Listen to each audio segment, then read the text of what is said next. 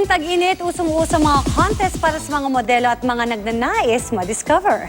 Kanya-kanya silang pagpapasiklab sa kanilang beach-ready bodies. Yan ang chika ni Lars Santiago. Fit sa tag-init ang mga babae at lalaking kalahok sa Super Buds 2016.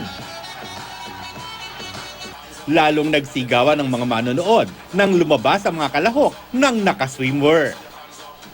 Sa huli, tinanghal bilang Super Buds winners ang modelong si Olivia Medina at Filipino-Swedish na si Tom Esconde. First runner-up ang modelo ring si Amber Gutierrez at ang Viva artist na si Clint Bondad. Ang asawa ni Christine Reyes na si Ali Katibi, second runner-up sa mga lalaki, at si Chet Abella sa mga babae. May sarili ring search para sa mga bagong modelo sa Lucena, ang Quezon Top Model Quest.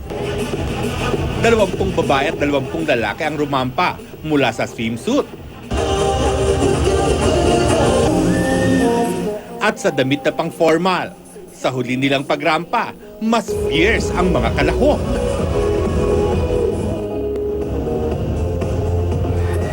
Tinanghal na pinakabagong model finds na nagwagi ng cash prizes at modeling contracts ang fresh college graduates na sina Ian Tan at Charis Gutierrez. Bukod sa pagiging modelo, gusto rin daw nilang pasukin ng showbiz at ang gusto nilang makasama, Si Ayada po. Actually, pares po kami ng school na pinag-graduate ng college. Si Alden po. Bogi niya. Nagbawa po. or Santiago, updated sa showbiz happening.